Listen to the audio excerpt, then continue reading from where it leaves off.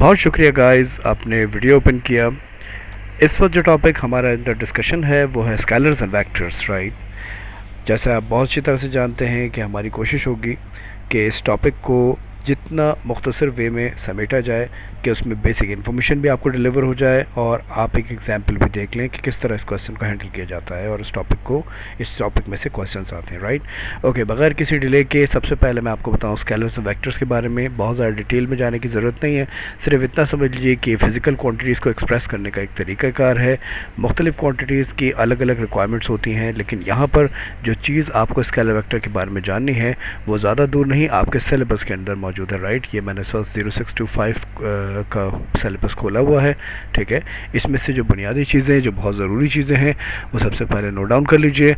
वो क्या है कि स्केलर क्वांटिटीज़ वो होती हैं जनाब जिनके आपको मैग्नीट्यूड की जिसमें रिक्वायरमेंट होती है, यानी जिसमें आपको मैग्नीट्यूड से ही सारी क्वांटिटी एक्सप्रेस हो जाती है, राइट, ठीक है। जबकि वेक्टर क्वांटिटीज़ वो होती हैं जिसमें मैग्नीट्यूड के साथ साथ आपको डायरेक्शन भी रिक्वायर्ड होती है। Some of the time they will ask you the definition of it, but mostly they do not. They give you the different quantities through which you have to check and tell whether the quantities are scalars or vectors. So just read these names with me. Scalar quantities की examples में जो आपकी syllabus में मौजूद है वो distance, speed, time, mass, energy and temperature है, right। और इसके अलावा एक दफ़े से अपने आप से, अच्छा इसका कोई तरीक़ेकार कोई और मुमकिन नहीं है, सीधे सीधा 1 से 2 मरतबा आप इसको पढ़ें, क्योंकि 2-3 दिन का आपके पास टाइम है एग्ज़ाम से पहले, ठीक है। तो 1 से 2 मरतबा आप इसको क्वांटिटीज़ को पढ़ें और जहन में बिठा लें, ये आपको बहुत जल्दी आपको याद जाएगी। मुझे बहुत अच्छी तरह से पता है कि आप एक नज़र देखेंगे, थोड़ी देर जहन से गौर से देखेंगे, आपके जहन में ये क्वांटिटी बैठेंगी। मेरे कहने पर एक दफ़ा फिर से पढ़ लें। स्केलर क्वांटिटीज़ में डिस्टेंस, स्पीड, टाइम, मास, एनर्जी और टेम्परेचर आते हैं, राइट, जो कि आपके सिलेबस में मौजूद हैं। इसके अलावा जो वेक्टर क्वांटिटीज़ हैं उसमें थोड़ी ज़्यादा हैं, उसमें force, weight, velocity, acceleration, momentum, electric field strength, gravitational field strength, ये सारी चीज़ें आपके वेक्टर क्वांटिटीज़ में आती हैं, right.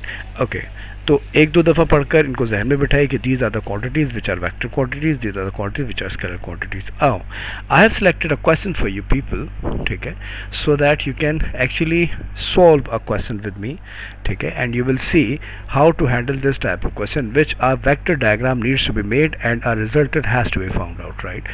So it's very easy, very simple. First of all, you will read the case. Now this is the most important catchword which I'm actually writing over here, that you have to read the question with open imagination. Read the question with open imagination, that is, you have to imagine each and every part of this question, and mostly in most of the cases in physics, right। So what do you need to do? First of all, you will see this question, you read this question, okay, what does it says? It says a boat. There is a boat which is moving due west. Now if there is any confusion with north, south, east, west, you just simply draw it. This is north, this is south, this is your east, and that's your west, right। Okay, now there is a boat which is moving due west at a speed of 6.5 meter per second relative to the water. The water is itself moving in south at 3.5 meter per second, right। In the space below, that is this space, draw a scale diagram to determine the size and direction of the resultant of the two velocities. State the scale used. Okay, now there are few things which are the requirement, with the few things which you have to follow. Without that you will not become up with the proper answer. So for that, first of all, look at these quantities, right। This is 6.5 meter per second and 3.5. now this is a very small A4 size page. You can see that these quantities can easily be drawn if I consider this 6.5 meter per second, not 6.5 meter per second but 6.5 centimeter. So it's 6.5 centimeter. कितना बड़ा होगा? बहुत ज़्यादा बड़ा नहीं होगा, right। तो बड़ी आसानी से it's easily can be drawn over here on the page.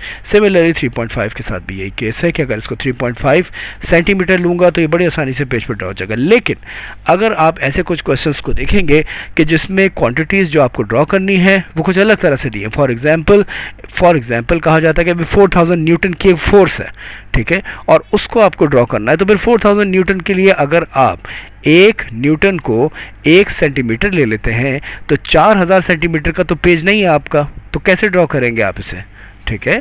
तो यहाँ पर आपने फौरी तौर पे अकल इस्तेमाल करनी है। आपने सोचना है कि भाई 4000 को हम अगर 500 से डिवाइड करें तो we can divide it into chunks of very small, very small chunks. So it will be equal to, if I'm getting 500 Newton as a scale, 500 Newton is equals to 1 centimeter, right? So if I multiply both sides by 8, it will become 4000 Newton is equal to 8 centimeter, and 8 centimeter is easily manageable. Are you getting my point? So this is how you need to set the scale.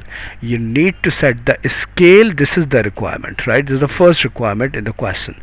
Now let me rub this off, ठीक है, and move on with the question. Now very important tip जो इस तरह के सवाल को आपको करना है, सबसे पहले इसका आपने बनाना है एक रफ स्केच. एक रफ स्केच बनाने के लिए बहुत ज़्यादा आपको मेहनत की ज़रूरत नहीं है. सिंपली एक पेंसिल पकड़िए और एक प्लस का निशान बनाइए, as if you are drawing a scale, as if you are drawing a graph, right. सो इसके अंदर देखें, इसमें क्या कह रहा है, वेस्ट की तरफ जा रहा है 6.5 की वेलोसिटी से, ठीक है. तो ये रहा आपका वेस्ट, आप इस तरफ 6.5 यानी एक अंदाज़ से 6.5 सेंटीमीटर की एक लाइन बना दें. It will be like this, ऐसे करके. Okay, just a second. Okay, ऐसे करके मैं पिंक कलर से बना देता हूँ, राइट, ताकि आपको अंदाज़ा हो जाए. Okay, this is that quantity हो गई हमारे पास, ठीक है. 6.5 सेंटीमीटर का एक ऐसे बनेगा. और उसके बाद दूसरी चीज़ कहाँ जा रही है, दूसरी जो वेलोसिटी है वो साउथ जा रही है. साउथ बनाने के लिए क्या करना है, जब एक वेक्टर आपने मुकम्मल कर लिया, हमेशा उसको याद रखिए कि ओरिजिन से स्टार्ट करना है. और जब एक वेक्टर मुकम्मल हो जाए तो फौरी तौर पर स्केल पेंसिल ले करके इसके एंडिंग पर भी आपने ऐसे करके एक प्लस का निशान बनाना है, ठीक है. और अब नेक्स्ट वेक्टर को यहाँ से आगे ड्रॉ करना है. तो नेक्स्ट वेक्टर जो साउथ की तरफ है 3.5 मीटर पर सेकेंड, इसके लिए साउथ की तरफ 3.5 सेंटीमीटर पर सेकेंड के लिए आपने 3.5 सेंटीमीटर की एक लाइन बनानी है नीचे की तरफ, राइट. अच्छा, अब इसका रिजल्ट क्या होगा, इसका रिजल्ट ये होगा जनाब कि आपने सबसे पहले ये the point from where you are starting and you are have to end you need to move from start of the first vector to the end of the last vector. So with any other color like green color, I'm going to draw the resultant. I will draw it in this direction, right. ये इस तरह इसका result बनेगा. ये आपने rough sketch बना लिया, इसका आइडिया आपको हो गया. अब जाहिर सी बात है मैं यहाँ पे स्केल से नहीं बना रहा, तो मैं यहाँ पर एक यूटिलिटी यूज़ कर रहा हूँ ताकि आपके सामने इस ड्राइंग को मुकम्मल तौर पे बना सकूँ, राइट.